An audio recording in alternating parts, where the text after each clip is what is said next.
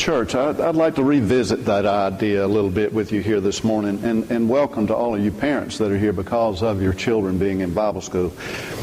Why would I like to revisit the idea of church? The New Testament reading. Jesus called the 12 disciples, and He sent them out. And I'm wanting to rediscover, I'm wanting to think about, I'm wanting to redeem possibly, but think about this thing that we are, which is really not a thing, but something that is alive, called church.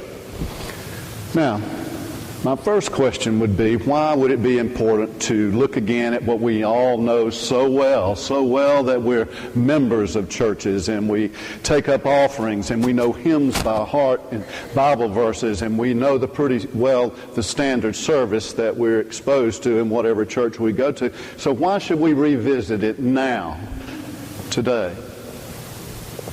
Well, I would say that the reason we need to revisit it has to do with what you've read in the newspaper and what you've seen on the news in this past week for beginners. That there is a world out there that is waiting on someone, and as I understand it correctly, the church is to play this vital role in somehow even saving society, being a light to the world and not putting that light under a bushel. The world is waiting upon the church to be that which it says it is, to show the way, to shed the light, to forgive sins, to give strength, to show how to accept and be inclusive instead of exclusive, and that religion is more of a relationship than it is a tower of rules and regulations. So why should we revisit the idea of church? Maybe because sometimes we lose the very essence of it in the process of it. I guess we could name a million things. I think after the New Testament reading, what we have to remember to begin with as we try to rediscover or renew our concept of church is that it began when Jesus called the disciples. It was His idea. Church was His idea. And I could even apply that to this church, St. Andrew by the Sea, or any other church across the land that bears the name of Christ, that it was His idea. It was His, and it is His church. Now, St. Andrew was not my idea. St. Andrew was Jesus' idea.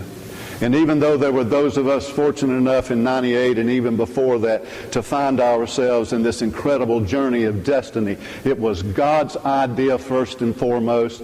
He owns it like He owns every church across the land, regardless of what the deed says that's held in the hands of those who own it.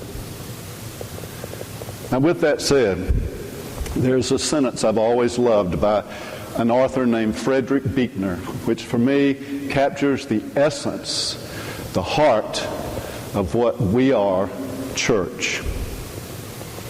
Here it is. We are called by the good God to be the heart and the feet and the hands of Christ to each other. Every single word in that sentence is important. It's worth remembering. Every single word is the heartthrob of what church is in its essence. Every single word symbolizes that which we are always tempted to lose. We, the church is a we. It's not a me. It never has been a me. It's a we. If there's ever a group, church or otherwise, where it is dominated by a me and not a we, then you have troubles. If I thought this were all about me, we would have serious troubles, and the same for you. We are called by the good God. We believe that God is loving, accepting, non-judgmental, forgiving, caring, encouraging, inspiring, loving. We believe He crosses all boundaries, men, women, and children, whomever they are, wherever they are, from wherever they come. He is a good God who loves all people. His love is unconditional. We are called by the good God. Now, there are a lot of bad gods out there, and some people even turn the Christian God into a bad God. We are called by this good God to be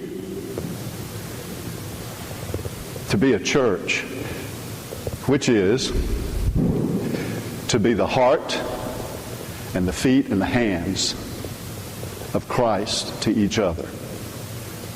To be the heart of Christ You know, there's an interesting verse, intriguing one in the New Testament where Jesus is talking about critical and last days. He says, in those days, the love of many will wax cold. I think you would agree in society today. There is an emptiness. There is an absence of the ability to love. There is cold-hearted hatred abiding in the hearts of people. I was thinking after some of the news articles I saw this week, I mean, we don't just kill people when we murder them in this day and time. We disembody them. We're lost in a world of hate. And we are called by this good God to go or to have the heart of Christ. That is, we're told over and over again in the New Testament, whenever he saw a need, it compelled him, it drew him, he was moved by it. This love moves us. It moves us to focus on needs in the world that are crying out to us like little children who do not have clothes or anything to eat or water to drink or shelter to protect them. They're everywhere. If we don't do anything about it, who will? We are called by the good God to have the heart and the feet. Sometimes we often say, and use it in a cliche sort of way, we're waiting on God. Well, we're waiting on God to do what? We have the complete revelation in terms of Christian faith, it seems to me. And if we want to look at other faiths, we can do that too. I mean, it's pretty clear that God exists and that God has a purpose for our life, individually and corporately together. Maybe the truth is God is waiting on us. The first synagogue, if you will, or church, was the Old Testament tabernacle. The interesting thing about it is that it was a tent. It was mobile. It was meant to be on the move. They were journeying. They are going somewhere. If you're sitting still, you're dead. If you're not changing, you're already gone. There are places for us to go. And finally, we are called by the good God to have the hands.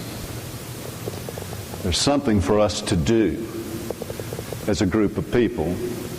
In our particular case here at St. Andrew by the Sea, that was pretty clear from the beginning.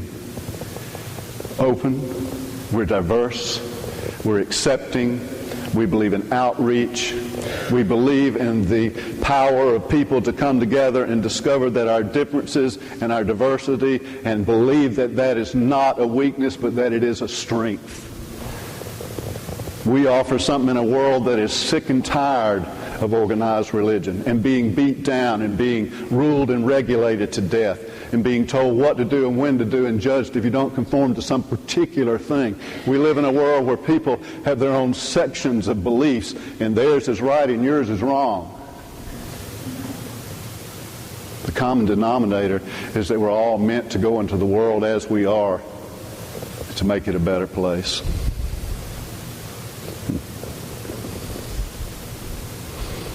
It's a great sentence, isn't it? Not as good as those the kids quoted. We are called by the good God to be the hands and the feet and the heart of Christ to each other. It gets personal there. The church buildings and the budgets came later. The forms of church government, the pastors and the priests, the Baptists and the Protestants. The Sunday services with everybody in their best clothes, the Sunday schools and the choirs, they all came later. So did the Bible study groups and the rummage sales. And the preachers, so did they. They came later, the ones on TV who make you sick to your stomach with their phoniness, and those who don't seem to identify with the life you live every single day. All this came later. Maybe the best thing that could happen to the church would be for some great tidal wave of history to wash all that away. The church buildings tumbling, the church money all lost, the church bulletin blowing through the air like dead leaves, the differences between preachers and congregations all lost too. Then all we would have left would be each other and Christ, which was all there was in the first place.